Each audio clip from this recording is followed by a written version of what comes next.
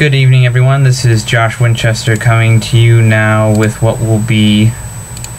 Actually, let me even check for that matter. Oh, this will be episode 8 of my comic book Sci-Fi Kingdom video blogs. If anyone's interested, I just recently updated my physical blog, my actual blog, joshwinchester.blogspot.com, with a huge article based on the news about that I've been digging about DC doing their huge series of prequel comics to Alan Moore and Dave Gibbons' legendary Watchmen comic series. For those of you who actually have not been familiar with that, let me just actually even check right now the list. The comics in question will be several different series. One about Rorschach, which will be 4 issues written by Brian Azzarello. Minutemen, which will be, of course, about the Minutemen of America. That one will be written and drawn by Darwin Cook. The Rorschach one will be done by Lee Bermejo. I really am not sure how to pronounce this. Then there'll be a 6-issue comedian series also written by Brian Azzarello with J.G. Jones on the art chores. J. Michael Straczynski is going to be doing the writing for the Dr. Manhattan comic, and Adam Hughes is going to be handling the art chores for that one. Straczynski is also going to be doing the Night Owl comic with Andy and Joe Kubert doing the artwork. Lion Wen will be doing the Ozymandias comic, which will be 6 issues with Jay Lee doing the artwork, and Silk Spectre is going to be written by Darwin Cook, but drawn by Amanda Connor. And this is me just rereading this piece I copied from the DC Comics website for the article. Each week, a new issue will be released and will feature a 2-page backup story called Curse of the Crimson Corsair, written by original series editor Len Wein, and with original art by original series colorist John Higgins. There will be also a single issue before Watchmen epilogue featuring the work of various writers and artists, and a Crimson Corsair story by Wein and Higgins.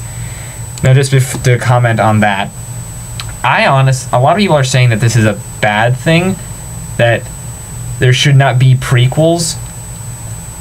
I'm inclined to agree with people just because the Watchmen comic itself also includes prequels, but what I've always actually wanted to see was maybe a little bit of Night Owl and Rorschach back in the 60s, back before Rorschach went all hardcore on the world and the criminal scum of New York City after the incident involving the small girl, the guy with the 2 dogs, and all the butcher equipment. It would just be nice to see a much, I wouldn't say friendly, I'm inclined to say friendlier Rorschach, since he's never really seemed friendly to begin with, but one that wasn't quite so vicious. Also, the Minutemen comic, I'm really excited to see. If you go to... I commented on this earlier on Facebook. Give me a second. Oh, dang it. Dang it. There we go. Let's see, where is it from earlier?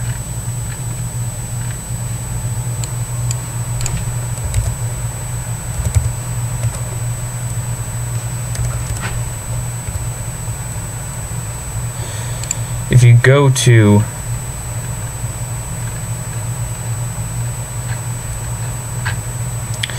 here we go. If you go to dcu.blog.dccomics.com, you'll be able and look under February 2012. It's literally the first post of today. February 2000 it's one of the first posts of today. February 2012.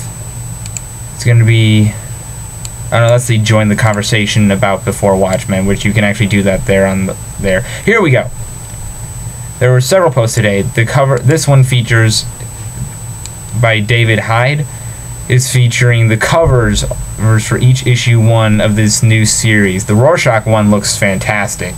The Minutemen one is this very nice one of the original Night Owl, Hollis Mason, wearing a sash that says "In Gratitude." He's getting a nice ticker tape parade, holding a key to the city. The comedian one is really, really messed up. I'm not even going to describe that one to you guys. If you want to see that, remember, just go to dcu.blog.dccomics.com, look under February, and click on the article called The Covers for Before Watchmen. The comedian one was just really disturbing.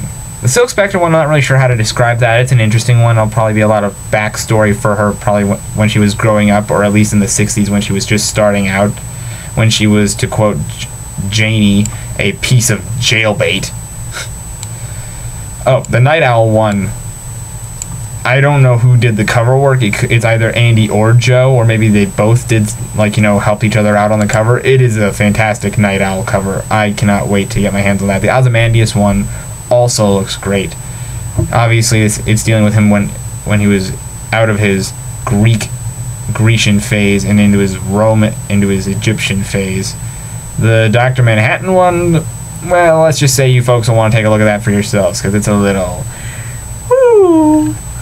I'm just kidding, it's not that bad, but it is a little, if you know what I mean.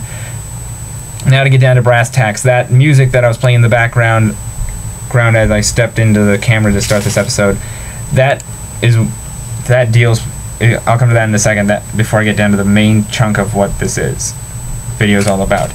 I hold in my hands the first two issues, issue 1, issue 2, of the all-new Flash Gordon Zigzagist series from Dynamite Entertainment.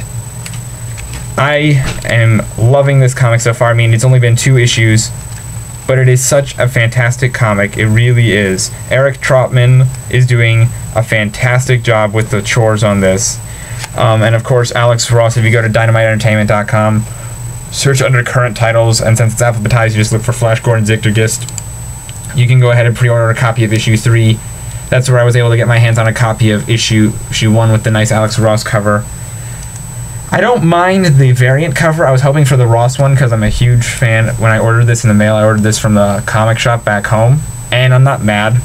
I honestly am not, because the comic is the main thing, but it would be nice if I could get my hands on all of the Ross covers for Zigzagist, depending on how long he's going to be doing the cover work for this series, you know, before they probably give it to somebody else, or if I'd like to think that this series will last for a long time. Anyway, this comic is fantastic for multiple reasons, chief among them being that it takes place in 1934, the same year and setting when Flash Gordon first appeared in the comics, as he was originally done by Alex Raymond, which is fantastic enough in of itself. I'm not even going to spoil issues 1 or 2.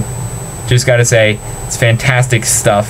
Throws in a few little things from the Flash Gordon movie from 1980. For those of you who have seen that movie or saw that movie and remember it, you'll pick up on one of the biggest little Easter eggs. I'm only 19 years old, but I love Flash Gordon, so when I heard about this movie, I immediately found a copy of it at a friend's house that belonged to his dad. Such a good movie. And like I said, I've always loved Flash Gordon. For those of you who have a Netflix account, you'll probably also be able to find these on Amazon.com. I found on Netflix all 3 of the original Flash Gordon movie serials by starring original amazingly talented former U.S. Olympic champion turned actor Buster Crabbe.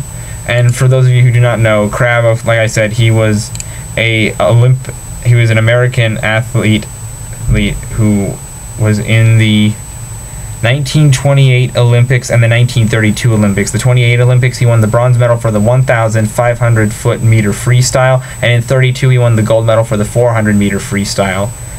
And he also was a NCAA freestyle titleist, and at U of SC in 31, he became that school's first All-American swimmer. I didn't think that you could become an All-American swimmer, but Buster Crabbe did it, so there you go. He also did some other Hollywood work. He was in a 1933 Tarzan serial, Tarzan the Fearless, and then he also did, oh no, it was the only one that Crabbe starred as Tarzan.